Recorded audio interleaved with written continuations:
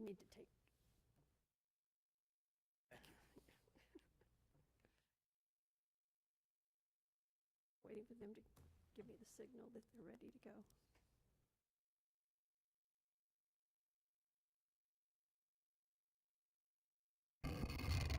Okay. Are we ready?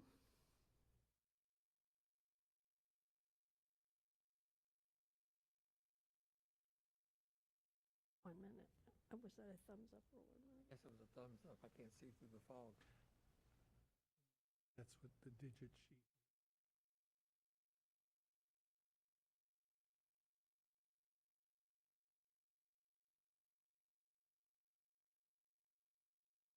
Good afternoon, and welcome Mr. Leonard, our fourth finalist, to be interviewed today.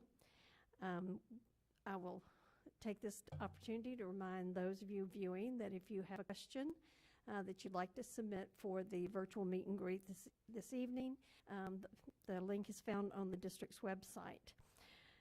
And you can submit for any or all of the candidates. I know Mr. Leonard knows us all, but we've introduced ourselves, we've introduced our board members. We have Mr. Kevin Adams with District 1, Dr. Laura Edler from District 3, Mr. Paul Fetzko from District 2, Mr. Slayton from District 5, and I'm Patty Hightower from District 4. We have our FSBA members in the room with us.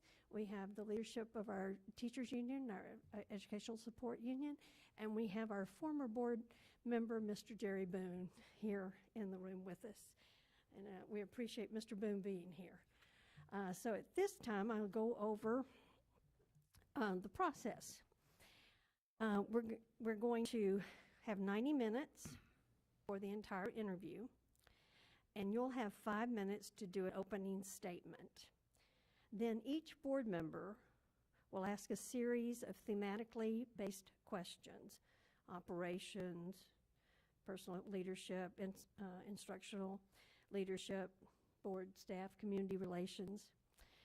Each board member is allotted 15 minutes and is prepared to ask up to 5 questions. The number of questions each gets to ask will depend on the length of your responses. There's no penalty or anything. And then at the end, you have time to give us any final thoughts that you have that you feel would be beneficial. Do you have any questions? No, ma'am. All right. So we're ready for you to start with your opening statement. And we're so glad you're here, and we're so glad you put forth yourself to be one of our finalists. Well, thank you for this opportunity. Board Chair Hightower, Vice Chair Mr. Slayton, Dr. Edler, Kevin Adams, Mr. Fetzko. I truly appreciate this opportunity.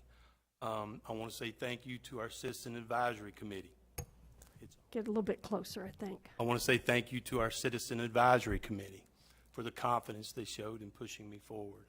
I also want to thank Mrs. Messina, John Reichert, and Dr. Bill Vogel from the Florida School Boards Association, and for the professionalism that they have shown in conducting this search.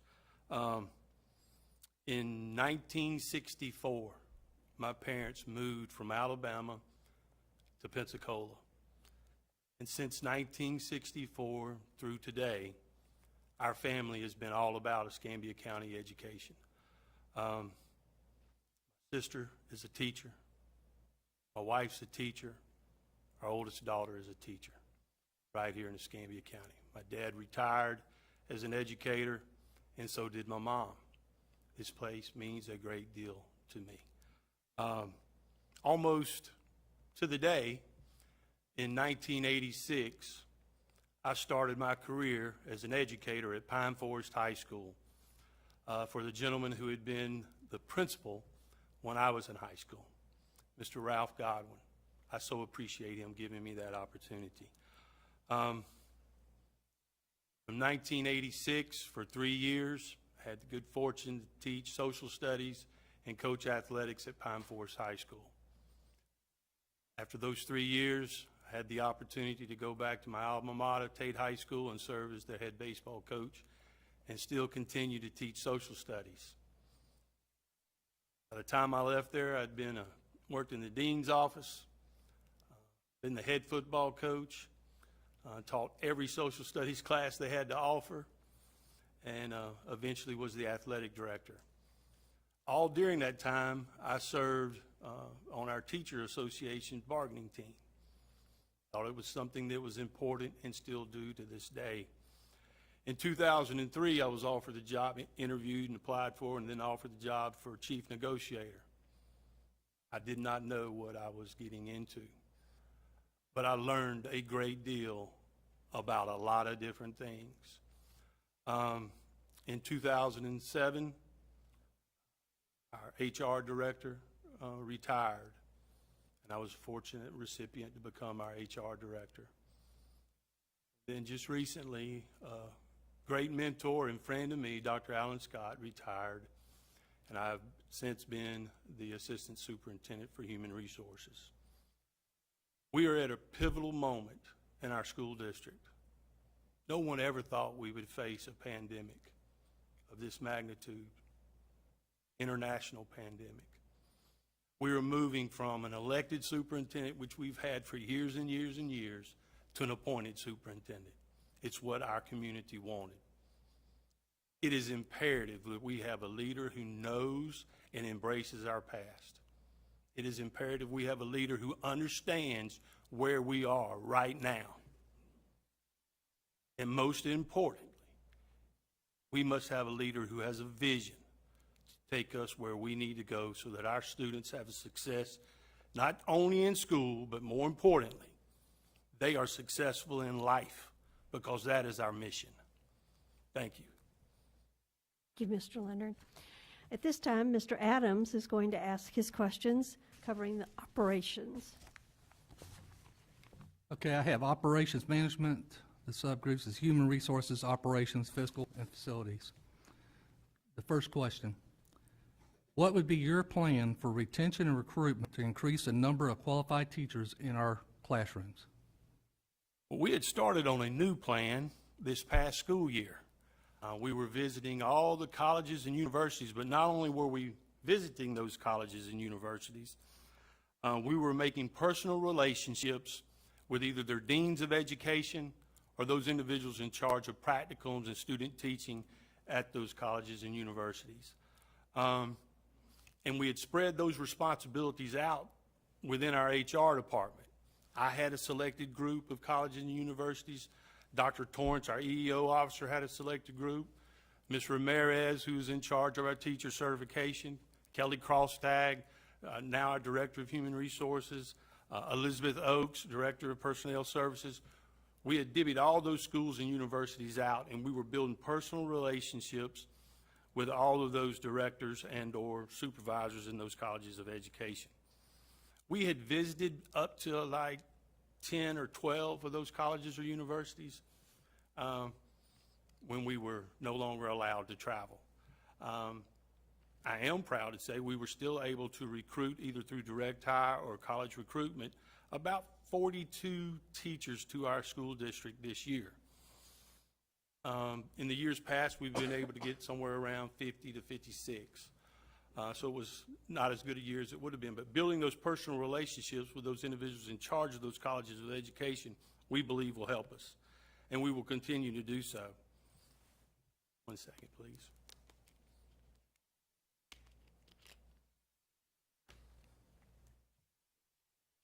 You mentioned a key word, though. You know, getting people to come to a place is the first part of it. Getting them to stay and want to be here is what is critical. The legislation that is going to up beginning teacher salary, that's a good start. That's going to help us. While teaching is certainly not about money, it helps. It helps raise a family. What we've done that has been beneficial to our school district, and I hope to be able to talk about it a little bit more, START, Successful Teachers Assisting Rising Teachers, has been pivotal in helping us retain teachers. They are provided with a consulting teacher. This is those individuals that have no teaching experience previously. And that consulting teacher is a mentor all throughout that first year.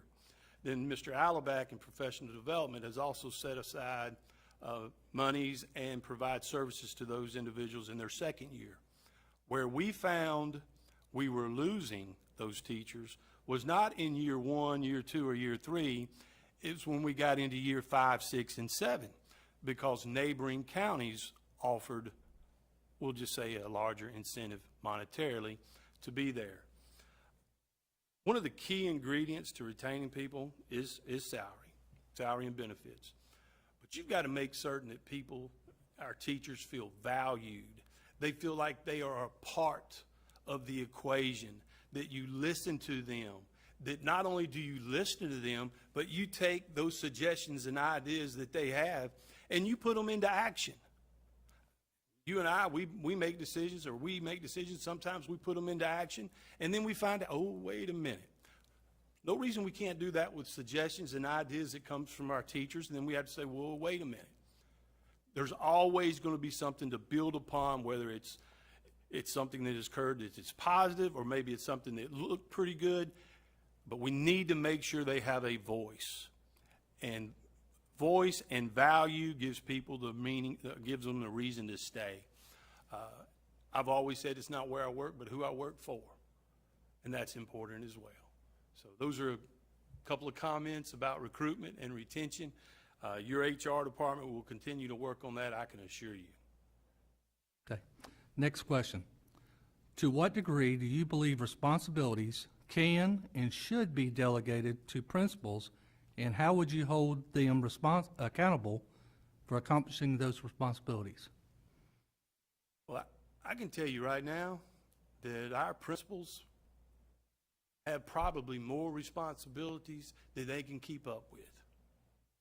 They have everything in the world that they have to do. What I think we need to be doing from a centralized office is doing what we can to take as much responsibility off of them that doesn't have anything to do with educating students.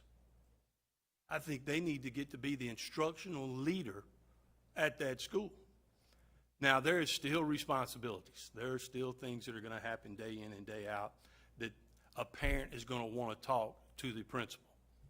I understand that. But part of my leadership philosophy is to provide responsibility, make sure that principal or any individual that has leadership responsibility knows what their responsibilities are, give them the authority and the resources to do those responsibilities, and then hold them accountable. And I don't mean you hold them accountable in April. I mean, you hold people accountable all throughout the year. And accountability doesn't mean you're in trouble. Accountability means you're helping somebody. You're giving them strategies for improvement. You're listening to them. You're talking to them.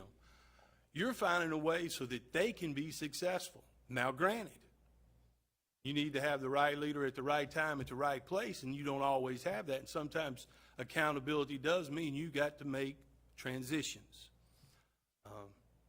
and you do so. But I'd like to see us be able to do some things that takes a load off the principal from peripheral responsibilities and gives them the opportunity to be that instructional leader at the school site. That's good enough for now. Yeah. Okay, from a district perspective, explain how student performance standards affect planning and prioritizing of facilities, fiscal, technological, and human resource projects. Say that one more time, Mr. Okay, Adams. from a district perspective, explain how student performance standards affect planning and prioritizing of facilities, fiscal, technological, or human resource projects. We had, not that I don't get to do this every day, but today I had the opportunity to visit West Florida High School of Advanced Technology. And as you know, because you saw it every month for a lot of months, that coming before you for the refurbishment of a school that had been there previously that was being remodeled into being this new or renovated West Florida High School. And it is amazing all the different pieces of the puzzle, all the different divisions of our school district that played a role in how that facility needed to be built. And don't let there be any misunderstanding. All of it, everything we do is about the performance of students. That's why I wanted to make sure you repeated that question. But we looked at it in HR from a staffing perspective. They're going to have all the health-related academies on one side. They're going to have the business and media academy on another side. Building 4 is going to be one thing. The Innovation Center, I mean, remarkable, the Innovation Center. It's almost like a student center. But all divisions played a role. And they played a role in Beulah Middle School. They played a role in Global Elementary School. They are playing a role in the development to build the new Pleasant Grove Elementary School, because it is all about what is going to increase student performance. And I'm not talking about the FSA. I'm talking about our kids learning. All right. Describe your ability to cultivate a disciplined, safe, and orderly school environment. Okay. I told you that August 26, 1986 is the actual date that I started at Pine Forest High School. I was actually turning 22, and the first name on the roster, I can remember the name, but for FERPA, I won't release it. Of course, it's probably out of date by now. That young lady was 19, and I thought, Lord have mercy, I'm scared to death. Do you remember what Pine Forest High School looked like in August of 1986? There were no walls in between classrooms. It was the open, I mean, that was the fad thing to do at the time. They did have a couple of classrooms that had some partitions between them. My co-workers, who were veteran teachers, Laura Snow, Jim Moore, Andy Weatherford, Mr. Yarbrough, I mean, I could go on and on. They had expectations about what student behavior was going to be like. And here I am, this young teacher, right out of college, and there are no walls. I want to say that David Bryant was one of my students that year. So I learned real quickly, from the very first minute with my students, to set those expectations. Make sure that they understood what the consequences would be. And not all of the consequences were bad, but there were things that would have to be done if you didn't abide by those expectations. And then most importantly, just like being a parent, I had to follow through to be consistent. We learned to use classroom voices, something I had forgot about back when I was in elementary school. You had to do it now in high school. And as you can probably tell, my voice is one that's a little bit deep and a little bit loud. So it was a learning experience.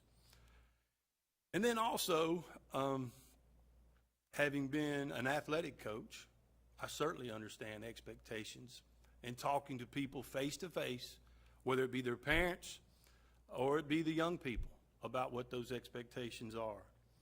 Now, I never had the opportunity to be a school principal. I listened to one talk for many, many nights at the supper table. But setting that climate for learning at a school and student behavior in the classroom is key. You talked about performance of students in building a facility and making sure it had everything. You can build a very nice facility, but the thing you better have is you better have students that know what is expected of them.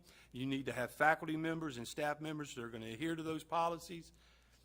I walked in 4 schools today. I walked in 3 Tuesday. I walked in 4 on Monday. It is amazing. It is amazing, the climate and culture that you see in those schools today. Kudos to everybody out there doing the hard work. But that's my answer on expectations of school climate. Now, this one's a little long. Okay. Okay. I may need to write it down, or will you repeat it if I need? What experience do you have managing capital and operating expenditures? And the follow-up question would be that How familiar are you with different fund types? And what would be your priorities for capital project resources currently available to our district? Okay, I'm going to take the last part of it, and then I may need to ask you to. Okay, that'd be good. This school board has set some priorities for what our capital projects are locally. This school board makes certain that we give each school a pot of money to be able to make some decisions about what they want to do on their school campus. I think in the very near future, you're going to see 3 fine art auditoriums on our high school campuses. That is certainly a priority. That is a benefit not only to that school, but to our local community that many of those schools have only wished for, and now will be coming to reality. A lot of times, capital projects can be used to work on some ancillary facilities. We don't use our half-cent sales tax to ever do that, nor will we ever do that. And the state put all of you on the hook again this year when it came to capital projects and being able to set the millage rates. We'll probably talk about that eventually as well, at least one day. My role, I paid close attention to those funding amounts when I worked with our bargaining groups, and I still do. From human resources, one of the most difficult things we do is close schools, and we've had to do that to be able to free up money at times. So I pay close attention to what we do with our capital money. There was a middle part of that question. I've hit on the first part and the last part. Well, the whole sentence was how familiar you are with our different fund types and what would be your priorities for capital project resources currently available to our district. One of the things that I love about the way we work our finances currently, and bless Barbara Lincoln's heart, she's the one that brought all this to fruition, and Mr. St. Cyr is carrying on. We budget to the project. That is key for someone in my position to budget to the project. Now I know I've got all those funds and all those different things available to me, whether I'm a school principal, assistant superintendent of HR, I need to recruit and retain teachers. I've got that pot of money in that project to be able to use. I don't have to worry about it being them swiping it or anything else. So that would be my answer to those questions right there.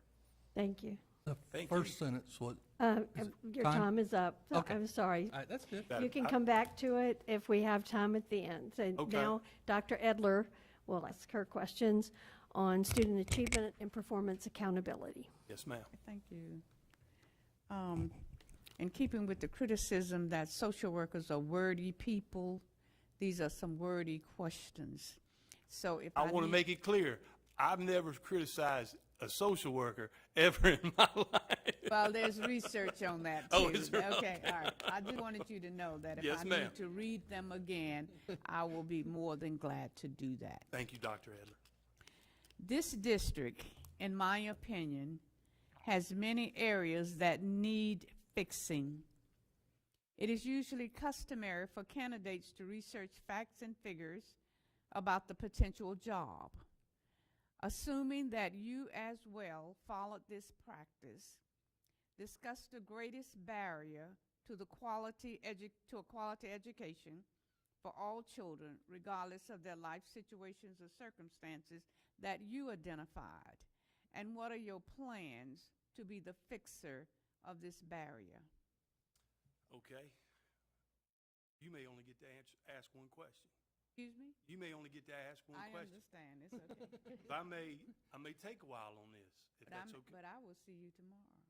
Yes, ma'am.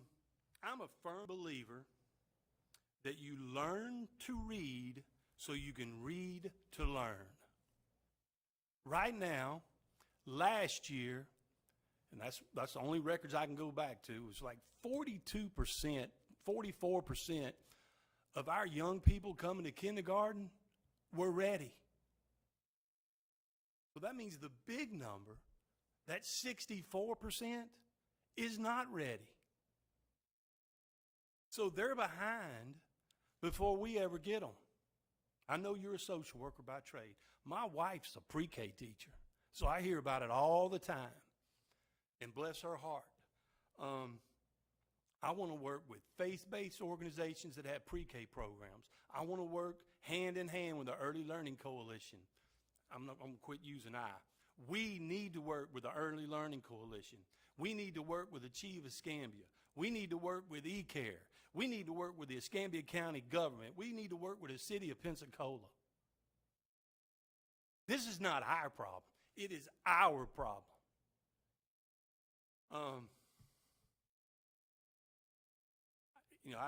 Let me go. I also want to make certain, this is a passion of mine, because I know how good we are. I know what our teachers do day in and day out. We bring kids a full year. Some kids we bring 18 months in a full year, making student gains in reading and math. But by the time they get to the third grade and they're taking that FSA, it just wasn't quite enough. They remained at level 1. But if they'd have known where that kid was when he was or she were 3 years old, they'd be applauding what we do in Escambia County.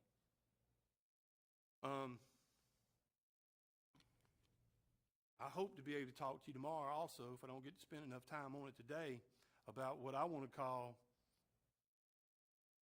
Empower Escambia. I was able to talk a little bit about the idea of it with one of Mr. Adams' questions. Several years ago, back before all this came about, Dr. Edler, before we thought we might be here today, I read an article on what they're doing down in Miami-Dade County. Alberto Carvalho is an amazing leader, but he has amazing people that work for him, and he gives them the responsibility, he gives them the authority and the resources, and he lets them go and do their job. And lo and behold, a couple weeks later, I find this article about what they're doing in Pike County, Alabama, Troy. Much, much smaller than Miami-Dade, much, much smaller than Escambia County. But there are incredible similarities. Poverty rate right at 55, 60%. Ring a bell? Minority to white, 50-50. Ring a bell? They provide resources to schools from the district level. So the schools can be all about educating the students, not all that other periphery stuff. They're going to make sure that their social, mental health, welfare needs are met. They have an entire division that's what they are responsible for. That is what I call Empower Escambia. We have human capital. In my opinion, we have the best human capital in America right here in Escambia County within our school district. What we need to do is realign our human capital and our resources to put together our Empower Escambia division. They need to have somebody from HR during those summer months when they're trying to get prepared for school. Is centralized hiring. They need to have somebody from HR to deal with personnel issues. Excuse me. They need to have someone from business and finance services that's helping with their school budgets.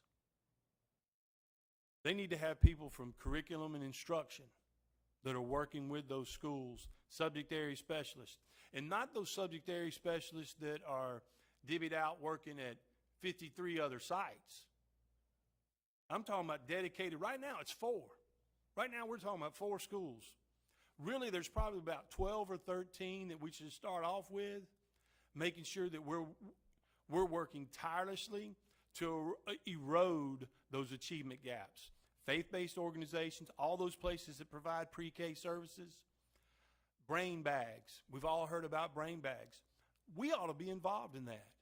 When every baby is born in Escambia County, they ought to get a welcome to the Escambia County School District card. They ought to get educational services, information provided to them in those brain bags. We ought to be a part of that. When you think about the Navy Federal, great place. All the hospitals we have in the area, great places. All the big businesses. Love to go there. Restaurants, the beach, tourism. You talk about the number one, you talk to business people, the number one economic driver in Escambia County, you're responsible for. This school district. 40,000 students, making a difference in their life, making sure they find a way to be successful in school and in life. I hope we get to talk about that tomorrow, Dr. Elder. Great question. Okay. One it's going to take all of us to work on. And you use a really good word, fixed. Yep. Or as my grandma used to say, fissing to. Yeah. Yeah, but we're going to cut that out, okay? Yes, ma'am. Explain why you believe or do not believe that there is a strong correlation between neighborhood schools, parental involvement, and academic success or failure of poor children and children of color. I may need to get you to repeat that. I want to start out with a little bit of what I think will answer that for you. And then maybe to be able to get the whole answer, I probably will need you to repeat that for me, okay? Because you said poor people, and then Children. you also said, Children. okay, poor children, and you also said Children of color. children of color. I want to know if there's a correlation between those children, success or failure, because all of the neighborhood schools are gone. So do you believe that to be true or not? Yes, ma'am.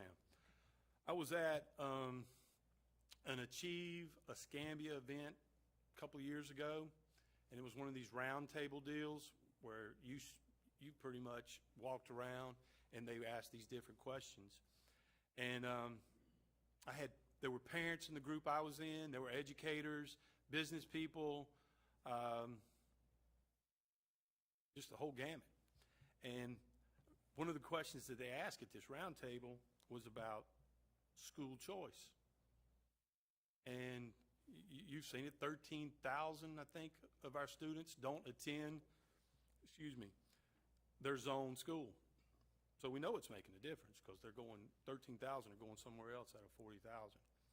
Well, one of these dads, when asked the question about school choice, he said it's the worst thing that ever happened in our school district. It is tearing down neighborhood schools.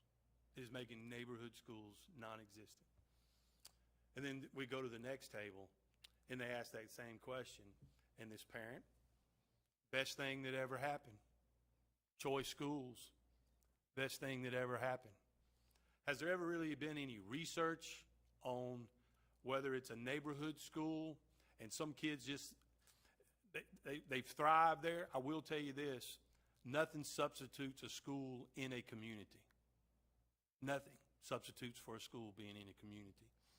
Where we have run into problems in our school district is where that community was, the population, the density of the population was declining. And that school was at, I remember one school was like 170 students. And the cost of the school was inefficient to be running. Did it hurt that community? Absolutely. Was it a decision that had to be made? More than likely.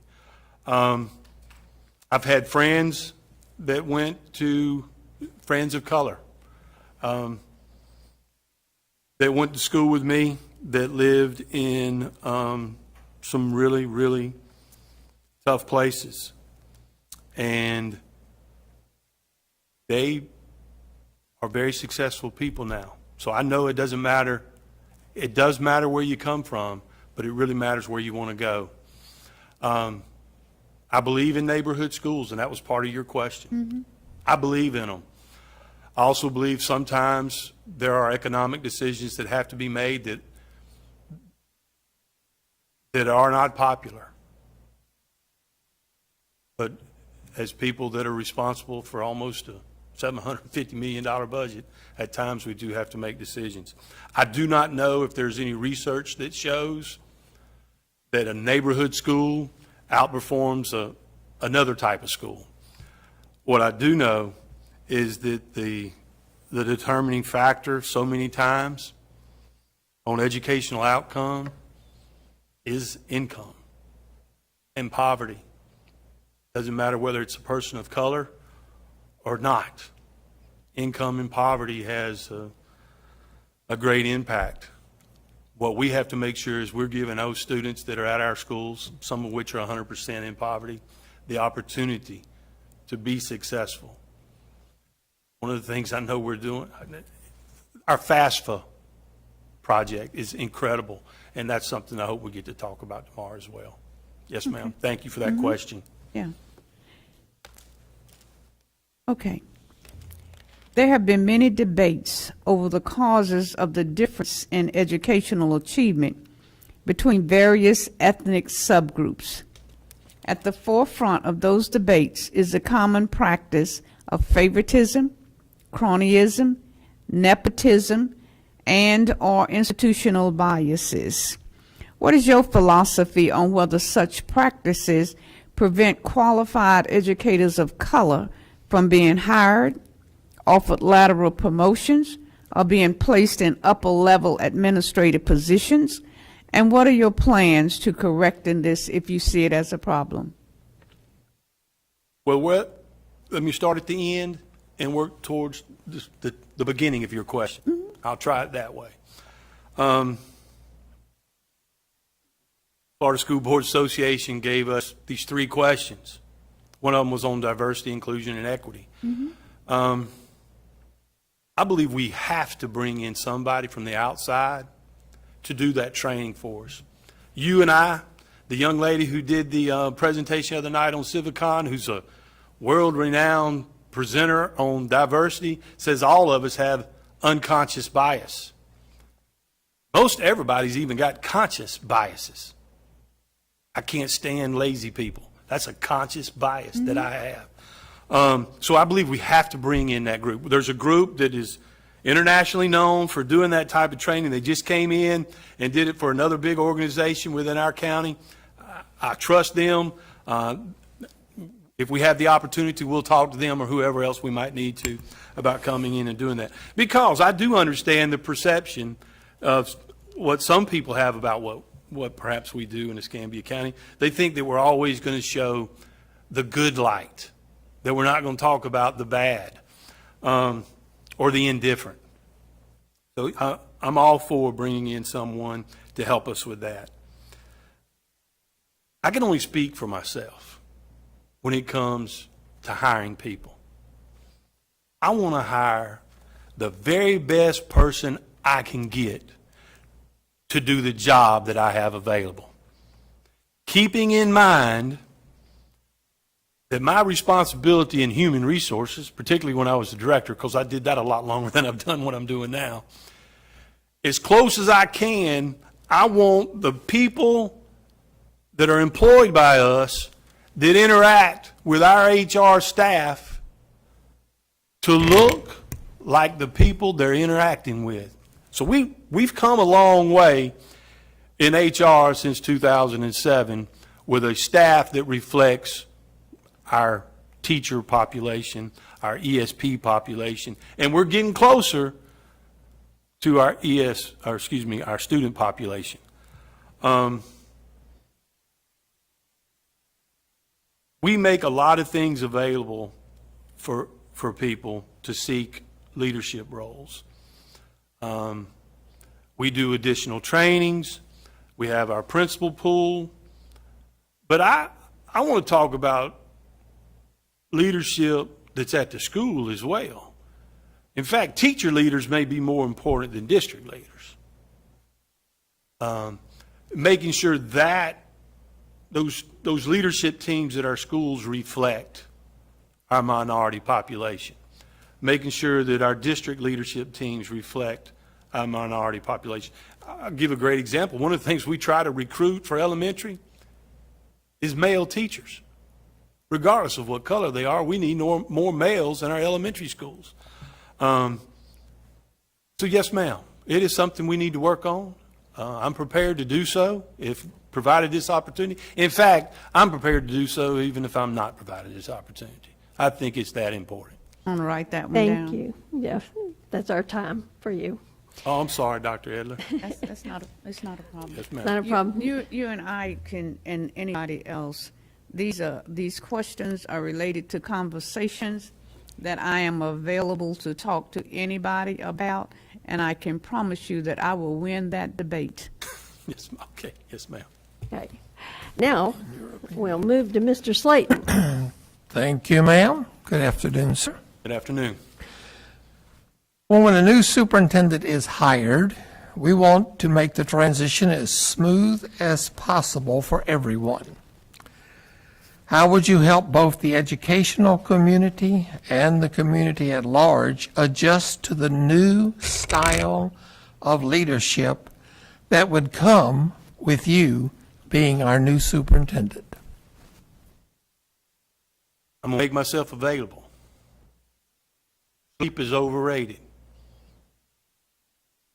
Go to every community event that I need to go to. I don't need an office. All I need is good feet and good tires. I plan on going to every school. I plan on visiting with our City of Pensacola officials, our county officials, our faith-based organizations, both political parties that were part of this this transition that's going to be occurring. One of the things, and I'm getting a little bit better with it since we started using it in HR, social media is a great tool. Now, it adds, this Facebook Live stuff adds about 20, 25 pounds to your face, but I don't mind doing it. Beulah Middle School this morning, they had put out a communication about picking up the remote, the students that were doing remote, their instructional materials. I think it was, she either said 400 or 4,000 views in like one night.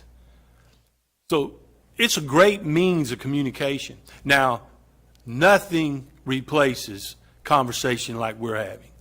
And that's what we need to have.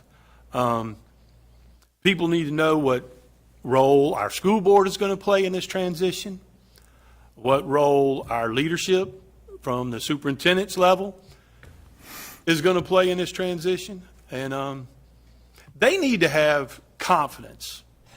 And they need to perceive that you as a board and the individual that is our superintendent displays confidence in what are our next steps.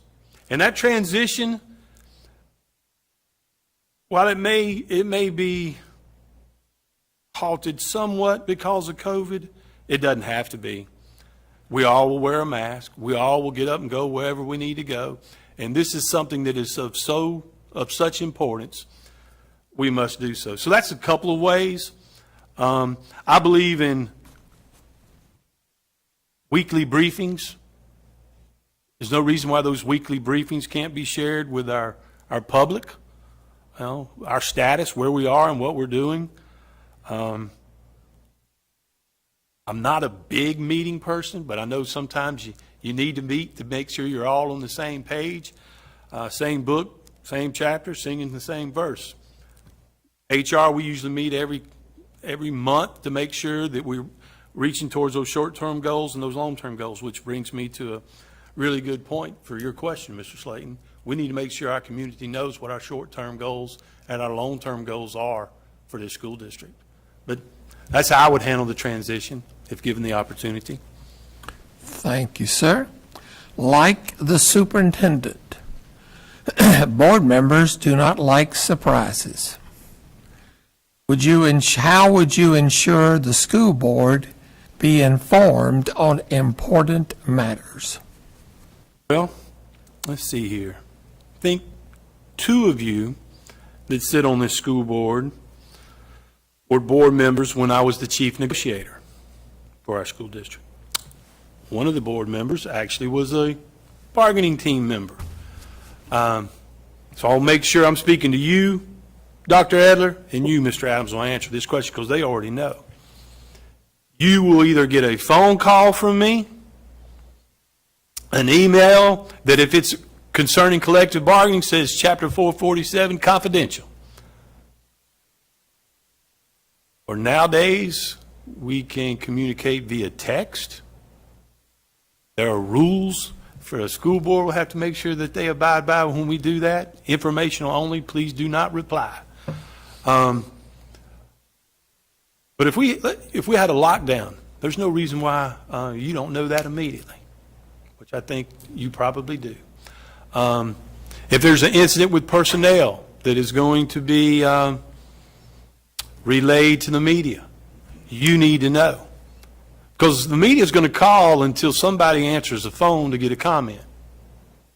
It's the nature of the beast we live in today. So it would be instant communication.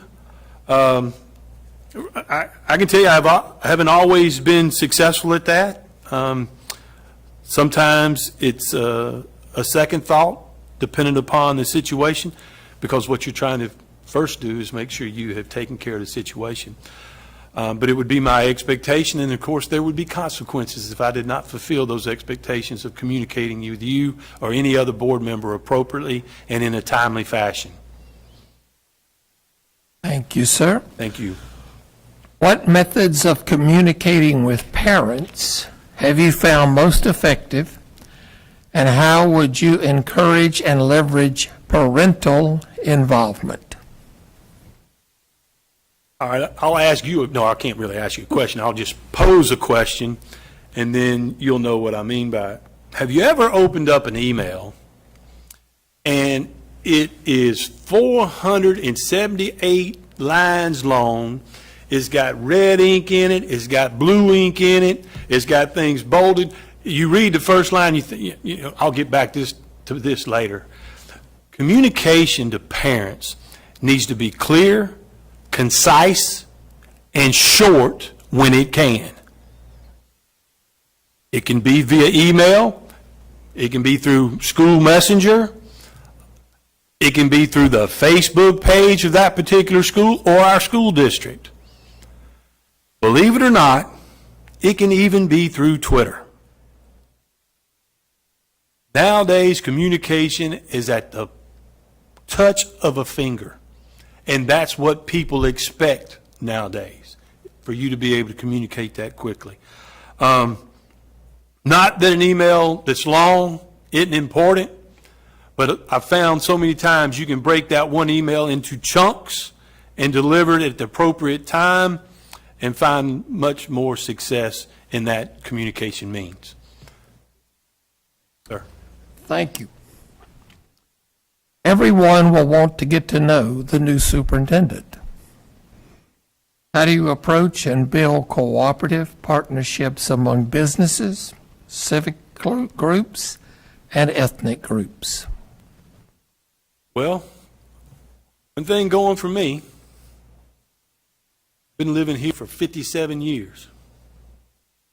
I know a lot of people, and a lot of people know me. So I won't have quite as many to get to know, but I don't have any problem getting to know people.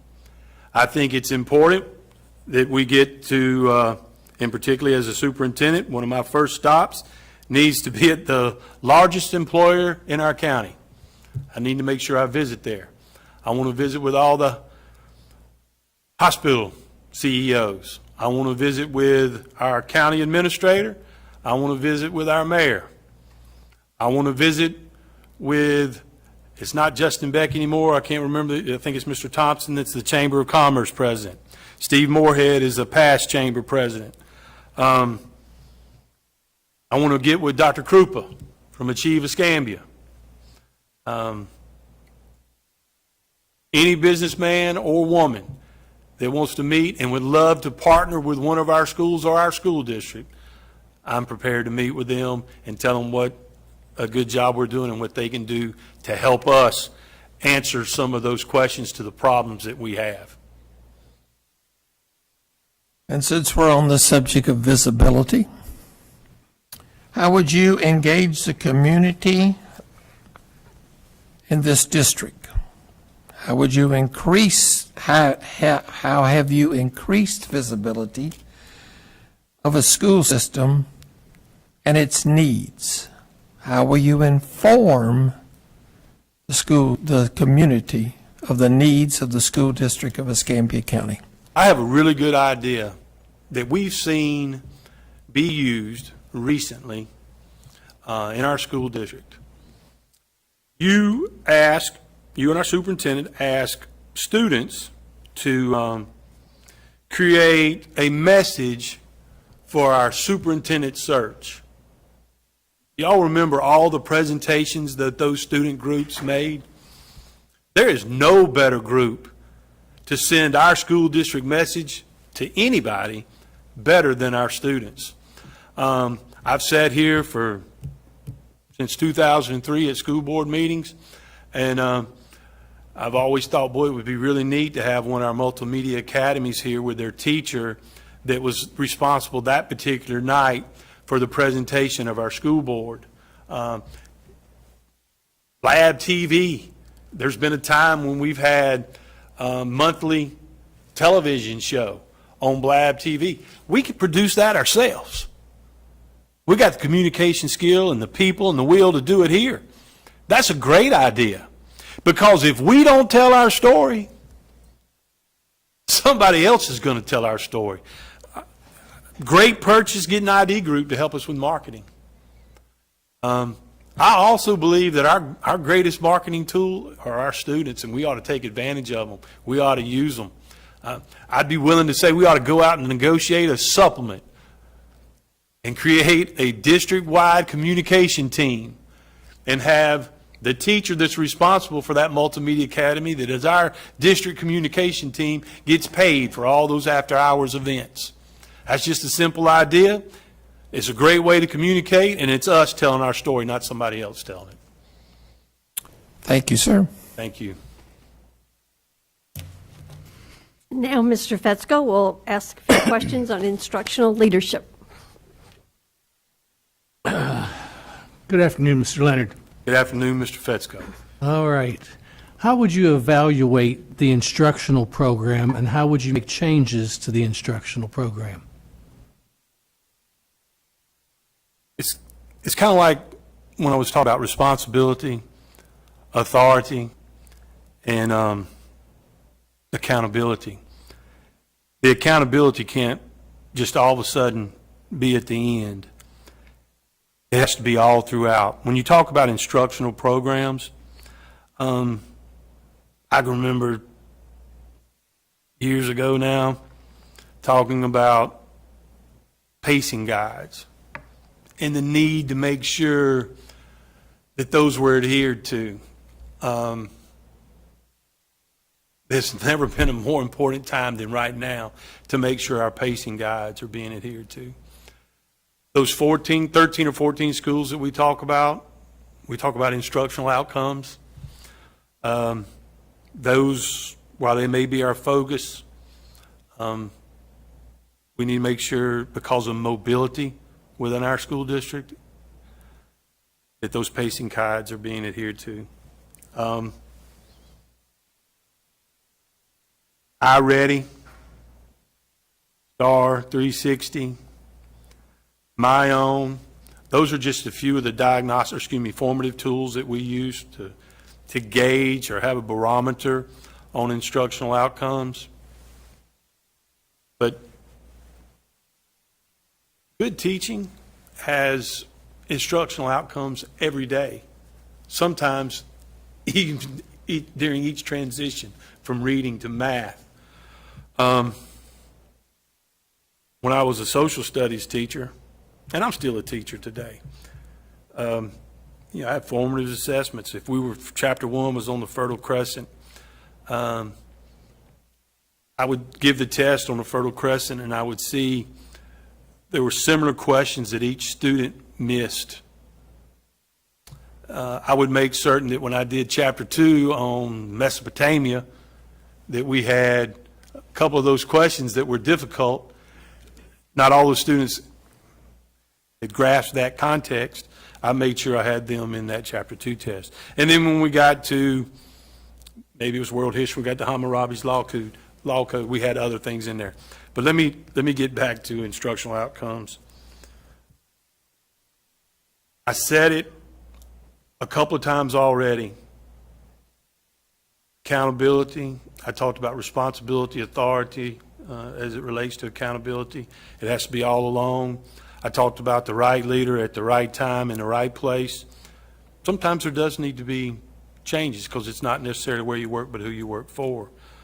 Did you say anything else? Was there another part of that question? Well, it was how to evaluate the instructional program and then how to make the changes to that program. Actually, I kind of think you've covered it, but Okay, I'm good with it. I'm thinking about something else on evaluating outcomes, but maybe we can talk about that tomorrow individually. All right, I've got a couple ideas about something. all right.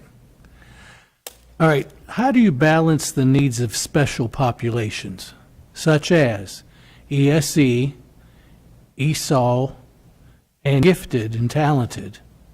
What have you done to address the diverse needs of student populations in your district? 16,000 students? No, 16% of our 40,000 students with disabilities. Man, one of our visits today was at Westgate. I cannot go to Westgate without leaving there feeling uplifted. Now, I cry every time I go there, but I feel so uplifted every time I go there.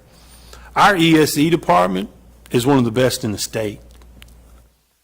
What I do to help them, I make sure that they have the resources they need, whether it's the, budgeting of the $15 million they get out of IDEA. We've gone back and forth what we use that money for in ESE. We need to make sure that we're using that money to have the greatest impact for those students with disabilities is what we need to be doing. Did you also say Title I? Well, I didn't. I said ESOL, and then gifted and talented. You remember what we did for our ELL students? We don't staff those at a ratio of 1 to 17.92. One of the things we do from a human resources standpoint, which is where I'm at right now, we staff them at a much lower level, like 1 to 14. We make sure they have push in, pull out, whatever it needs to be for reading and writing support. We have district-wide itinerants for ELL. Migrant population that we work with, the homeless population that we work with. ESE is near and dear to my heart. You talked about gifted. We have really moved to having gifted programs beginning at every elementary school. Now, there are a lot of times at those schools they are K-3, and then they're more specific at 3rd grade, 4th grade, and 5th grade. But any student that is that should receive dedicated gifted services is going to do so. We make sure that happens and it happens appropriately. That's at the middle school level, and that's at the high school level. You talk about gifted program, you look at our IB program at Pensacola High School, one of the best in the country, and I believe they had their highest graduating with a IB diploma rate ever. So I would say, and it's certainly not what I've done to help our ESE, our ELL, or our gifted. It's what we do. So I'm very excited about what we do and what we will continue to do and what we will improve upon. Thank you, sir. Thank you. What do you think the role of extracurricular activities should be in the school system? Not that my mom and dad wouldn't have sold off everything they have to have gotten me to college and my sister to college. But extracurricular activities is what got me to college. And it's actually what also brought me home. I have a nephew that is We hope to be able to get him here one day. Right now, he's over in Chipley as the band director, Rulac Middle School. I saw a young man trying to find his own. When he discovered music, become a different person. Drama.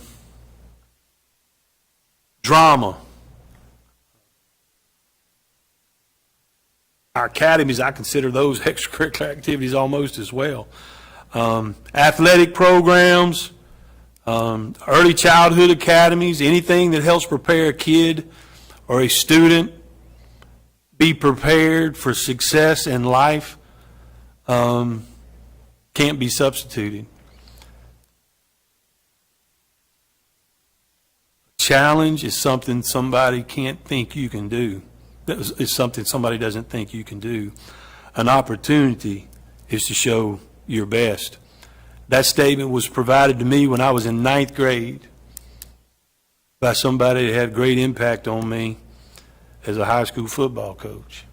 I remember to this day. It was because of extracurricular activity.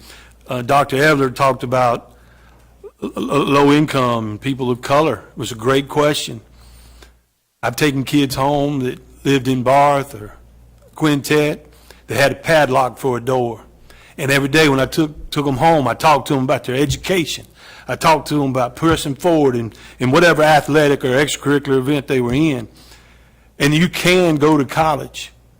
You can do the things that you need to do. So just having that opportunity, whether it was me personally or me as a coach or having the opportunity to be involved in it, there's never anything I took for granted in extracurricular activities, whether it be fine arts, athletics, drama, co-curricular, whatever it may be.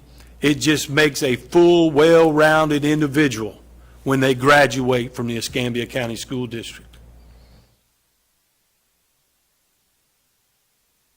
Sir. And what is the role of career technical education? How have you expanded this role in any of your previous positions?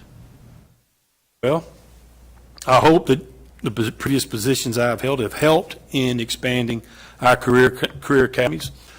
Over 70 career academies at our middle and high school, George Stone Technical College, welding program. We've got ST engineering coming, so all that air mechanic academies we have, flight academies we have now at Bailey and Escambia. We got the Flight Mechanic Academy at Washington. The role I have is a lot of times as an HR director, you see they're trying to start this academy at Pensacola High School. And currently they only have 38 students signed up for it, but they need a full unit. In HR, we needed to find a way, and we did find a way for them to have a full unit, because those 38 students were then going to be sophomores, and there would be another 40 or 50 coming as freshmen, and then sophomores to juniors, freshmen to sophomore. So that was my responsibility. I would also like for us to entertain looking at perhaps bringing some of those trade programs. Either we keep them at George Stone State Technical College and find a way to have those kids that are going for the 18-hour credit graduation to get back to the George Stone campus to get those welding, plumbing, HVAC skills, or there's no reason why we can't have those academies, a welding academy. I had a buddy in high school that every day his junior and senior year, he left after English and Americanism versus communism and went to George Stone and learned a welding trade. Now, you know what position I hold. You know a little bit probably about the salary I make. I have never caught up to him salary-wise, not since after graduating from college, and he is a welder by trade. What a great way to make a living and raise a family. All right, my last question. Yes, sir. What types of programs have you found to be the most effective in improving student learning? It's not a program. A program is not what I have found to have the most effective impact on student learning. It is that quality, engaging teacher is what has the most positive impact on student achievement. You can go back to Bloom's taxonomy. You can talk about engagement. You can go to universal design learning. First thing you're going to see is the why, what, and the how, and the engagement is going to be what hits you. And engagement is all about that teacher and the respect and rapport and relationship that they have with the students. Now, I could talk about other programs. You know, we purchase other programs, and we have them, and we use them. But a well-trained,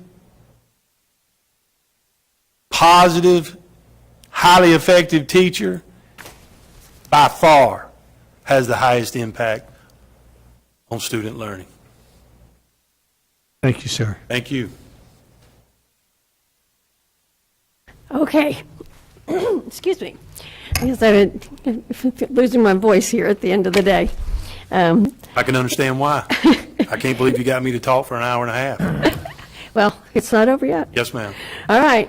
Now I get to ask my questions. Yes, ma'am. And being a woman, sometimes they're long, so if you need me to repeat anything, feel free to ask. Yes, ma'am. First question. Please give us a thumbnail sketch of your professional experiences, your pivotal belief on public education, and which of these experiences prepared you to be our next superintendent? Yes, ma'am. Well, I believe in public education. It's in my being. I told you about my mom and dad. What I didn't tell you is also in 1968, I was 5 years old. My sister was a newborn, and my mom and dad were part of the strike because public education wasn't being funded the way it was supposed to be. So it's my inner core. I don't have a choice. What helped prepare me is Mrs. Barlow, Mrs. Burgess, Mrs. Garrity, Mrs. Holmes, Mrs. Jones, Mrs. Brown, Mrs. Croson, Mr. Paulcheck, Miss Mamie Hickson, Rebecca Boyson, Grace Madison, Carl Madison. I got some other people I can name, but I probably don't need to right now. Dwight and Violet Leonard, Melinda Leonard. This school boards have passed. I'm going to tell you, Dr. Vogel knows, if you've ever served as a chief negotiator for a school district, in particular the school district in which you worked as a teacher, there is nothing more challenging. Because if you're a teacher or you're an ESP, the school district can never give you enough. And I told them when I sat down with them, your job is to never be satisfied with what I give you. And it wasn't I, it's what we gave you. Learning how to do memorandums of understanding. Learning how to be upset and not show it. Learning how to listen to people. Listening to what they say, not necessarily how they say it. Giving somebody your individual attention. Put the cell phones away. Look at them while they talk. Let them know they matter. Somebody calls you on the phone, upset, crying. Day before you get out for Christmas break or the afternoon, you give them their time. Going out to negotiate bus compounding, going to impasse, and then the school board telling you, oh, wait a minute, let's not do that right now. Doing it a second time, and the school board come back and tell you, oh, no, let's do it. And then the third time they say, go out there and do bus compounding. Those are some things that you don't learn reading a book. You got to live it. I was standing right here one time, and a guy told me that we did not negotiate properly. I mean, we had 19 meetings. I spent 452 hours with you. What do you mean we did? Yes, we did. Now, I have a great, and this is what I will use, I have a great relationship with our bargaining group. They are really, really good people. But you asked me what helped prepare me? Those 7, 8 years helped prepare me for a lot of stuff. And I appreciate all of you for giving me that opportunity. It was a board of the past. But there's 2 of you that stuck with me through thick and thin, and I really appreciate it. I don't know that there is a better training ground. If there is, I'll ask Dr. Vogel when this is all over, and I'm sure he'll tell me. Thank you. Based on your knowledge of our district and our community, what do you believe should be the 2 top priorities for our school system? Can I have 3? You can. Okay. I'm just going to listen to 2. Learn to read so you can read to learn. Compensation task force. We don't need to do another job study with an outside group. We can do that ourselves. We did it. And in 7 years, we increased our teacher salary by 40%. We can do it ourselves. And empower Escambia schools. Those are my 3 priorities. I hope they'll be yours. So that's my answer. Mrs. Thank you. Fowler. Somebody say something? Okay. Thought I heard a voice. Next question. We are a choice district. Year after year, many of our schools receive many more requests for enrollment than they have capacity to accommodate. How would you address the issue that desired schools are not available? I'm going to answer this question, and I hope we get to spend some time on it individually tomorrow. Let's don't just talk about choice, talk about magnets first. Brown Barge, we'll start. Cook, Brown Barge, West Florida. You were part of a conversation years ago when we looked at it and should have done. There's no rhyme or reason why the Cook model can't be duplicated somewhere else, and it should, where it's more geographically located for other people to be able to take advantage of it, other students to be able to take advantage of it. Brown Barge is the same way. They looked and tried. They did like a pilot in the 6th grade at Bellevue, but it's something that has to be adhered to strictly, and you got to find a home for that. West Florida's fine, true, and delivers every time. We've got to make our mind up. We've talked about it. We've got to make a decision. What are we going to do? Should Workman be a true IB program, or should it be a traditional middle school? We got to talk about it. We got to have open conversations and figure out what's the pros and cons and what's going to be the best thing for us to do.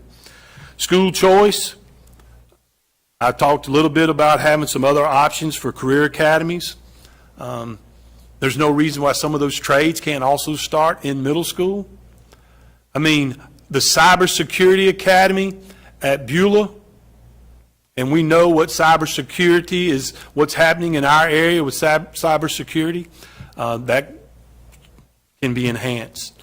But school choice, magnet programs, the ability for everybody to be able to take advantage of that, but also understanding that if we do that, it erodes, it has the possibility of eroding some of our neighborhood schools. And that's something we've got to look at, and we've got to be able to weigh what's going to be most advantageous for the students of Escambia County. Thank you. Thank you. We are a military community. Yeah. What suggestions do you have to strengthen our relationship with Naval Air Station Pensacola? As the superintendent, how would you work to win back the military families who are currently making other educational choices for their families? I can't remember if it was the chief or the captain out there, when he made the comment at the community meet that he was attending, I was actually with a school district employee, a couple of them at the time, and they said, well, Keith, what would you have, Kinsella, correct? What would you have told Captain Kinsella? I would have told him, you're right. We need your help. Let's go. I'm sorry it took us this long. I should have come out here and asked you a whole lot quicker. We need you. I think we have taken a great step forward with the Military and School District Council. I'm hoping people will get involved in that. So many times there's something really good that we're doing, and we start out on fire, and we let it go out. Now, this is something we've got to have. We need for our military families to know that we're going to take care of them, that they are a part of our school district, and they are also part of the solution to some of the issues that we have. They can help us. So that's how I would have handled it, and that's how I plan on handling it going forward. I probably should have added him. No, it's not a problem. I should have added the military council as one of the first places I would visit as well. Thank you. Thank you. And my final question, you're here now, so this one you may be easier for you to answer. You'll be hired after the school year has begun. Employees are in place. COVID protocols are in place. The strategic plan has been approved. So which steps would you take to create a 100-day plan for our district? One of the things I want to be able to provide to you when today's events are over, or when this event is over, the interview is over, I have a packet that has a 100-day plan in it. It has my cover letter, just a quick snippet of core components, values, and things that I believe in. A 100-day plan. It has some information about that Empower Escambia schools, and it has some leadership philosophy. It also has your strategic plan, which for you, Mrs. Hightower, it's SEC, students, employees, and community. It's a lot shorter than the 5 pillars we have now, or 7 pillars, bringing it down to 3. One of the things I hope to be able to talk to each one of you tomorrow is our standards of behavior, student expectations, or Escambia expectations, I should say. And what I will tell you on that 100-day plan, whether we're talking about students, employees, or community, district, or school, the very first thing in each of those sections, it says effectively deal with COVID-19.